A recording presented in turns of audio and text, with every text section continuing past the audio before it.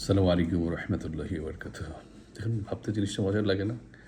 আমরা এতদিন জেনে আসছি মানুষের ব্রেইনের একটা অংশ, কিন্তু এটা কেমন হবে যদি আমরা জানতে পারি যে মানুষের ব্রেইনের 3টা অংশ আছে।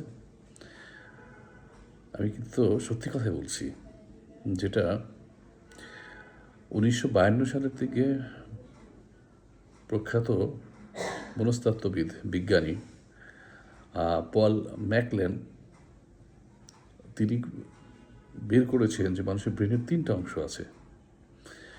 একটা অংশ হচ্ছে আপনার রিপটেলিয়ান ব্রেইন অথবা স্টিম ব্রেইন বলা হয়। একটা হচ্ছে মামালিয়ান ব্রেইন, যেটাকে আমরা লিম্বিক ব্রেইন বলি। আরেকটা হচ্ছে হিউম্যান ব্রেইন, যেটাকে বলা হয় নিও কর্টেক্স ব্রেইন। আপনি কি জানেন আমরা যে কমিউনিকেশন করি অথবা মনের ভাব প্রকাশ করার চেষ্টা করি, কত পার্সেন্ট আমরা বডি ল্যাঙ্গুয়েজ দিয়ে করে থাকি? হ্যাঁ, আমি আপনি সত্যি কথাই বলছি, 60 থেকে 65% মনের ভাব আমরা বডি ল্যাঙ্গুয়েজের মাধ্যমে প্রকাশ করি, আর বাকিটুকু হচ্ছে আমাদের স্পিচ দিয়ে, মনের কথা দিয়ে। তাহলে চিন্তা করে দেখেন, আপনি যদি একজন মানুষকে সুন্দর করে বুঝতে চান, ভালো ধারণা পেতে চান, তাহলে বডি ল্যাঙ্গুয়েজ বোঝার জন্য কতটা ইম্পর্টেন্ট। না হলে একজন মানুষ কী বলতে চাচ্ছে অথবা কী বোঝাতে চাচ্ছে আমরা মাত্র 40% বুঝতে পারবো, অথবা 35% বুঝতে পারবো, বাকি 65%ই আমরা বুঝতে পারবো না। এবং আমাদের পৃথিবীতে যে কনফ্লিক্ট হয়, ভুল বোঝাবুঝি হয়, কেন ভুল বোঝাবুঝিগুলো হয়? কারণ আমরা তো বুঝতেই পারি না, কারণ আমরা বডি ল্যাঙ্গুয়েজের ব্যাপারে আমরা একেবারেই সচেতন নই। আমরা চিনি শার্লক হোমস, বিখ্যাত ডিটেকটিভ। উনি ওনার বন্ধু ওয়াটসনকে বলেছেন, তুমি হচ্ছে শুধুমাত্র দেখো, কিন্তু তুমি অবজার্ভ করো না। মানে অধিকাংশ মানুষ কি করে, যে মানুষ শুধুমাত্র দেখে কিন্তু অবজার্ভ করে না। উদাহরণস্বরূপ যদি বলা যায় যে আপনি হচ্ছে কাউকে একটা রুমের মধ্যে নিয়ে গেলেন, রুমের মধ্যে অনেক কিছু লোক ছিল, অনেক কিছুক্ষণ দেখার পরে আপনি লাইটটা বন্ধ করে দিলেন, বন্ধ করে ওই লোকটিকে বললেন তুমি তো বলো ভিতরে কী আছে। মানে অধিকাংশ লোকই কিন্তু বলতে পারবে না যে কে আছে অথবা কি ড্রেস পরা আছে। দ্যাট মিনস আমরা শুধুমাত্র সি করি, মানে আমরা হচ্ছে অবজার্ভ করি না। তো এটা খুবই একটা গুরুত্বপূর্ণ একটা ব্যাপার।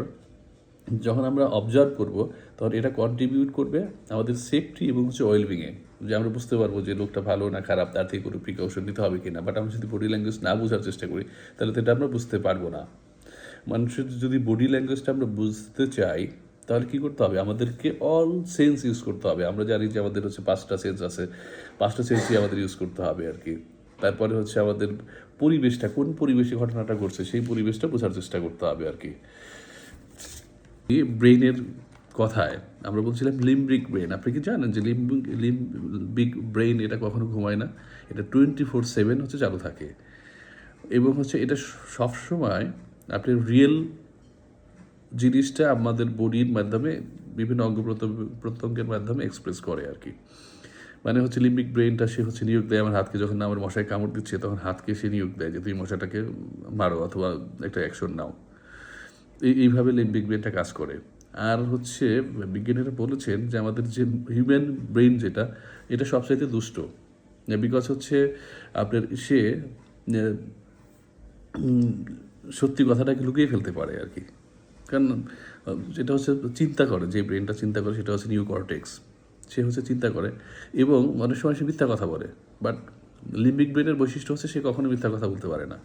মানে লিম্বিক ব্রেনটাকে কোনোভাবে হচ্ছে নিয়ন্ত্রণও করা যায় না।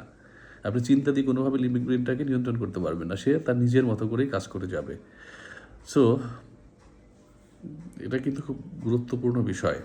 মানে আমরা আমাদের লিম্বিক ব্রেনটাকে বুঝতে হবে, আমাদের নিউ কর্টেক্সটাকে বুঝতে হবে, এবং সর্বোপরি যদি আমরা উত্তম যোগাযোগ আমরা স্থাপন করতে চাই, আমাদের হচ্ছে বডি ল্যাঙ্গুয়েজ বোঝার চেষ্টা করতে হবে। আর বডি ল্যাঙ্গুয়েজটাকে হচ্ছে নিয়ন্ত্রণ করে হচ্ছে আমাদের লিম্বিক ব্রেন।